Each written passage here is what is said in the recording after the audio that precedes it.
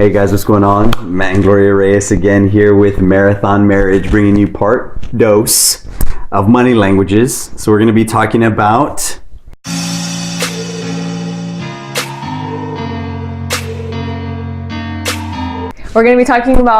two more. So last week we brought to you the driver and the amiable. Okay, so again, the driver was somebody who typically will show their money in big things, big cars, houses, clothes, that kind of stuff, and the amiable wants to spend it and have fun with it. Well, the next two are the analytic and the expressive.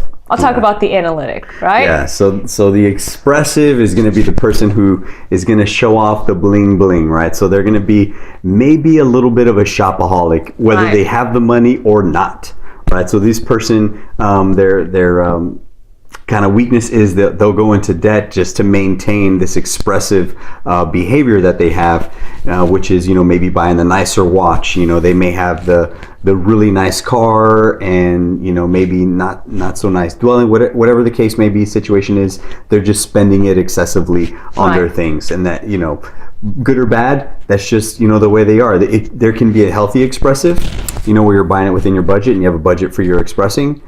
Sometimes it just turns into the shopaholic and they drive themselves deep into debt. Right.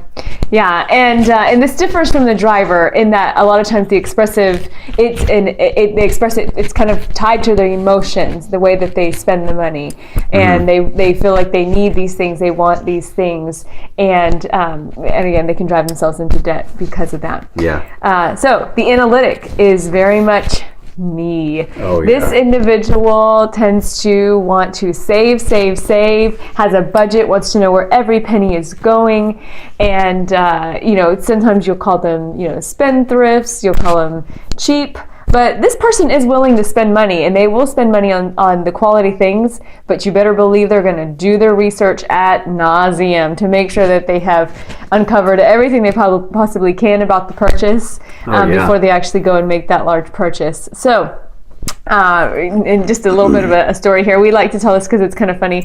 So Matt was the amiable. He's the one who loves to use his money to have fun, and he will, whenever he opens up his wallet, it's like, party! Yeah, and then always a party with my wallet. Always a party, right? It's a good time. Because that's what he wants to use his money for. Me, again, I am the analytic. So when I open up my purse, if I open up my purse, it's like I'm opening it up, and it's kind of, you got to get the WD-40 on it, got to get it open, and then you have to blow off the dust because it's been so long since we've opened it up. Anyway, so that's how it is, and we love to tell that because it's so funny. It's truth. It's the difference in how we look at money.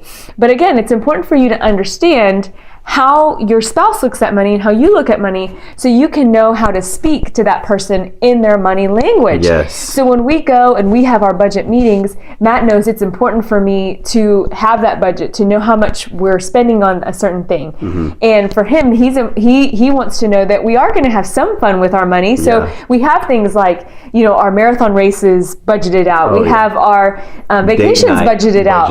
Right, date night budgeted out. So we have we're doing those fun things with the money that he wants to do with them, but I'm content because I know that they're budgeted. There's allocation, right? So you know how to address each other with your money language. So that's so important to do that, right? So that's why we're talking about it. It's important in marriage for you to understand your spouse's money language. Oh, for sure. So that's really the big deal, is understanding their language so you can speak to them in love, and I think it all comes down to the budget as well. Make sure you take time to set up a budget. Right. And I think if you set up a budget to understand where every dollar goes, then it can help squash a lot of conflict that happens in marriage around finances. So guys, y'all stay blessed out there. If you have any questions about finances, we don't have all the answers, but we can definitely point you in a few directions to help get that budget conversation going and money conversation going. So do two things for us, guys. Please like our page and share our video. We would greatly appreciate it. Your support. We love y'all. Stay encouraged, and remember, you have miles of love to live. So remember to stick it out with that spouse to go the distance. So y'all stay strong, guys. Take care.